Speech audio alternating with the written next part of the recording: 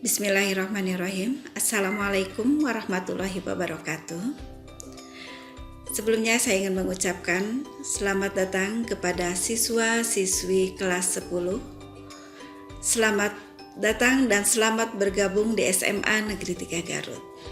Sebelumnya Ibu ingin memperkenalkan, nama Ibu Dede Rohayati dan saya mengajar bahasa Indonesia. Pada kesempatan ini, saya akan memberikan materi masalah cara belajar efektif. Cara belajar efektif yaitu cara atau proses belajar mengajar yang berhasil guna. Dan proses belajar mengajar ini harus bisa memberikan perubahan yang mendasar, baik itu pada perilaku ataupun pada ketekunan.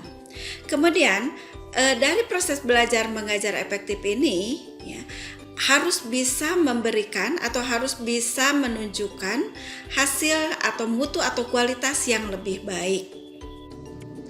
Kalian sebagai siswa atau sebagai pelajar, tugas kalian adalah belajar. Nah, bagaimana caranya agar kalian menjadi atau bisa belajar dengan efektif? Di sini saya akan memberikan tip-tip bagaimana caranya agar kalian bisa belajar efektif. Tips yang pertama adalah belajar kelompok. Nah, kenapa belajar kelompok ini dianggap suatu proses belajar yang efektif?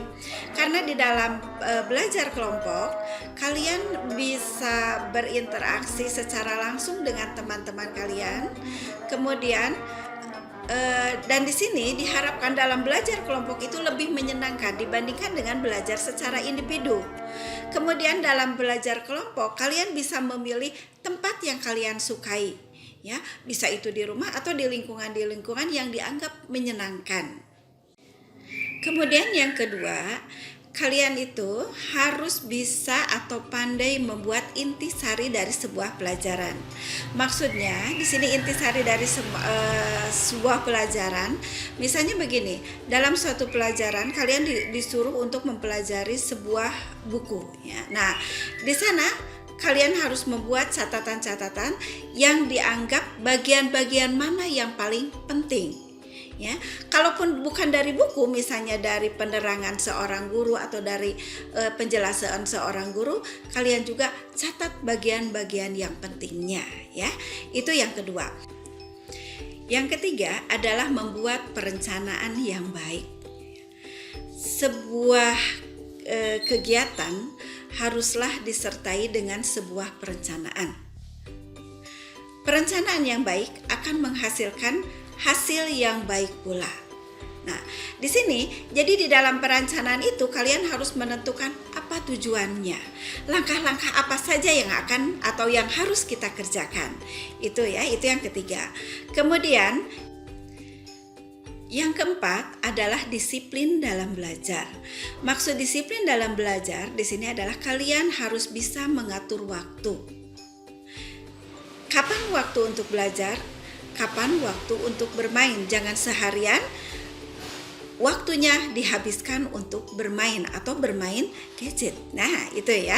Jadi karena anak-anak sekarang itu kadang-kadang hari-harinya itu waktunya itu lebih banyak digunakan untuk main game. Nah, jadi mulai sekarang kalian harus bisa mengatur waktu, ya. Jadi jangan lagi waktunya itu dihabiskan dengan bermain game.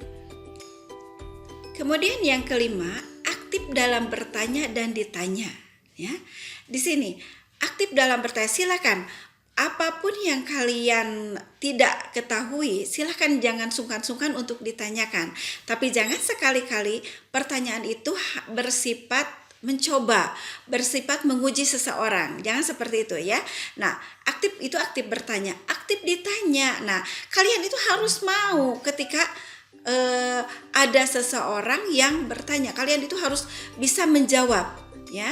Karena biasanya apapun jawaban yang kamu utarakan itu biasanya akan selalu diingat, ya. Jadi suatu saat apabila ada yang bertanya, oh iya, itu adalah jawaban saya. Seperti itu, ya. Kemudian yang keenam, belajar dengan serius dan tekun ya.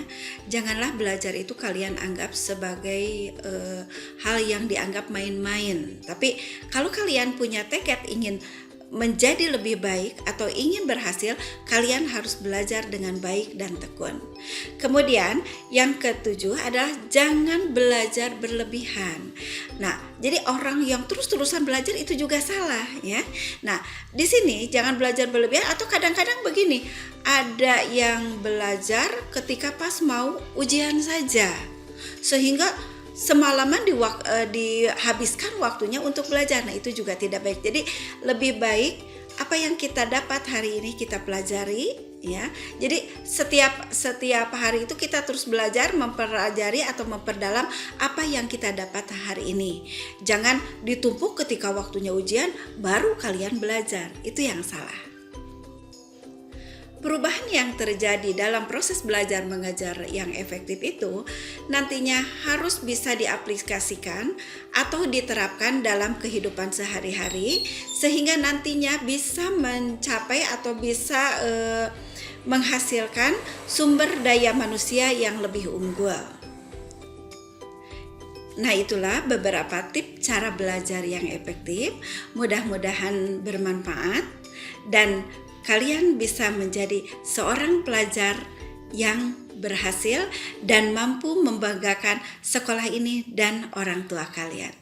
Itu saja, saya tutup dengan Assalamualaikum warahmatullahi wabarakatuh.